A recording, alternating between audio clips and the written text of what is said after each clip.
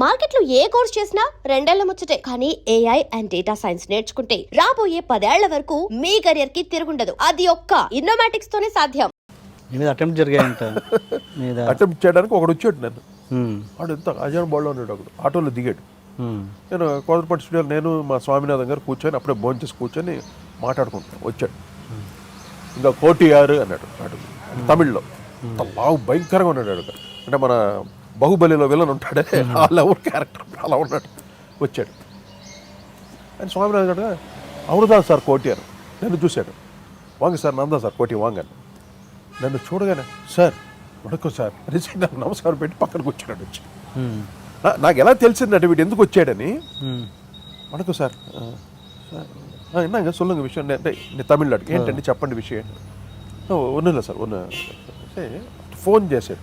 అప్పుడు సెల్స్ వచ్చినాయి. ఫోన్ చేసి మాట్లాడుతున్నాను వాళ్ళతోటి. హే హే ఎవరా తన ఏంటే విజిలేటర్ కదా అని తమిళ్లో చెప్తున్నాడు. చూచో రొంబ తప్పు మాది అనేసి నో అది డిస్కషన్ జరిగింది చెప్పి ఫోన్ పెట్టేశాడు. నేను గమ్మున కూర్చున్నాను. టక్కన కొంచెం లేచి తను సార్ వరన్ సార్ అనేసి నాకు దండం పెట్టేసి చూడండి వాళ్ళు ఎంత వాడిని ట్యూనప్ చేసి అసలు నన్ను తొక్కు లేపేసేవాళ్ళండి అని ప్లాన్తో నా మీద అంత రైవలరీ పెంచుకొని నేను ఏం చేశాను నేను అంత రైవలరీ పెంచుకొని. అంటే ఇది రాజుగారి తరపు నుంచి వచ్చిందని ఎట్లా అనుకుంటారు మీరు? డెఫినెట్. ఇంకా వాడు ఎవడో నాకు తెలియదు. నేను ఎవరితో రైవలరీ పెట్టుకోలేదు.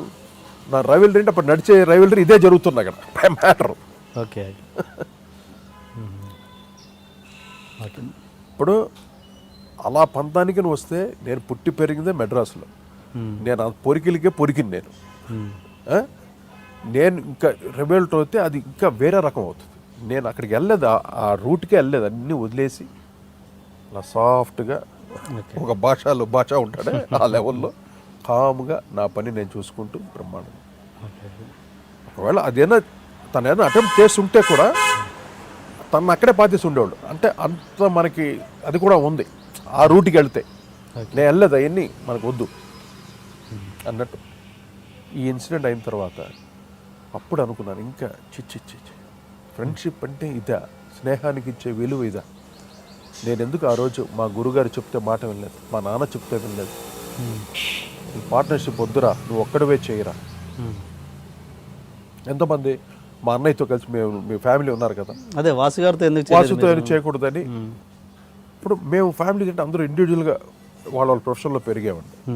అందువల్ల మళ్ళీ అక్కడ బ్రదర్స్లో అంటే మళ్ళీ ఇంకా ఎక్కువ కాంప్లెక్స్ అయిపోతాయి. అందుకని సరే నాకు అనిపించలేదు, నేను ఒకటే సరే చూద్దాం దేవుడు ఏం చేస్తాడు అన్నట్టు. అప్పుడు నేను మొత్తం ఒక సిస్టమ్ని సెట్ చేసుకొని మొత్తం ఆర్కెస్ట్రా. అప్పుడు నాకు రెహమాన్ అప్పుడు స్ప్లిట్ అయిన తర్వాత కూడా వాడు ఇంటికి వచ్చి చాలా బాధపడ్డాడు. ఏంటి ఇలాగ విడిపోతే ఇలాగ.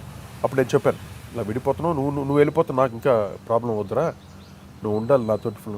ఎప్పుడు ఇలా స్ప్లిట్ అయిపోయిన తర్వాత ఆ రోజు ఈవినింగ్ ఇక్కడ హైదరాబాద్లో చెన్నైలో తను ఇంటికి వచ్చి, అప్పటికైనా మ్యూజిక్ డైరెక్టర్ అయ్యాడు కదా. అవ్వలేదా? తను అప్పుడు కీబోర్డ్ ప్లేయర్. ఓకే అవ్వబోతున్నాడు ఆల్మోస్ట్ వాళ్ళ దగ్గరలో. ఓకే. అప్పుడు నాకు 2-3 సినిమాలకు వర్క్ చేసి ఇంకా తర్వాత తనకు తనే వెళ్ళిపోయాడు. అంటే నేను వదిలేస్తాను ఇంకెందుకు వాడు. ఆ తర్వాత నాకు మణి శర్మ అని, హారిస్ జయరాజ్ అని, ఇంకా మా వరద అని కీబోర్డ్ ప్లేయర్, వీళ్ళందరినీ వేసుకొని వాళ్ళతో నాకు ఎవరు వచ్చినా, ఏ కీబోర్డ్ ప్లేయర్ వచ్చినా వాటితోటి పని తీసుకోవడం తెలుసు, ఏ సౌండ్ తీసుకోవాలో నాకు. అలాగే నేను నా ఎక్స్పీరియన్స్ అది అంతే. అది ఆ సక్సెస్ ఏరాలో అన్నీ కొట్టుకుని వెళ్ళిపోయింది.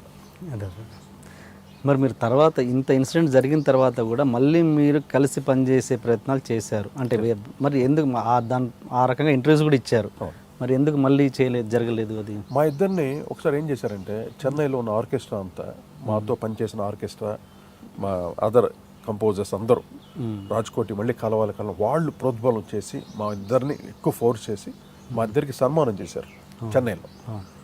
ఆ సన్మానంలో నన్ను అనౌన్స్ చేయమన్నారు, మీ ఇద్దరు చేస్తారా లేదా. అందరూ అరుపులు, మీ ఇద్దరు కలిసి చేస్తా అంటే. అప్పుడు నేను రాజుని అడిగాను, ఏం రాజు మనం చేద్దాం అంటే, ఎస్ చేద్దాం, తప్పకుండా చేద్దాం. రాజు కూడా ఒప్పుకున్నాడు. ఓకే.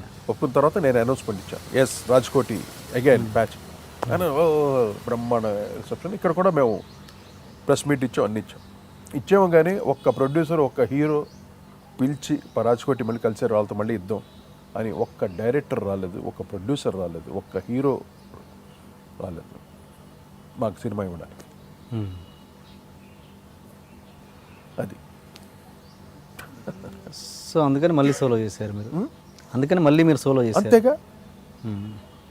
తర్వాత రాజు చాలాసార్లు అడిగాడు, ఏంటి కోటి ఏదైనా సినిమాలు వచ్చినాయి, ఎవరైనా అప్రోచ్ అయ్యారా? అవును, దాని తర్వాత మీరు సోలోగా చేసిన సినిమాలు ఏంటండి? ఆ ప్రెస్ మీట్ తర్వాత ప్రెస్ మీట్ తర్వాత చాలా చేశాను. అరుంధతి. చాలా అంటే అరుంధతి, ఐ థింక్ అరుంధతి ముందే, అరుంధతి అయిపోయింది. ఓకే. అది గుర్తులేదు నాకు. అరుంధతి ఆల్రెడీ కమిటెడ్, అది ఓకే. కోటిగా కమిట్ అయిపోయి అది చేస్తున్నారు. ఓకే. అరుంధతి అంతా అయిపోయిన తర్వాత. ఓకే. ఓకే.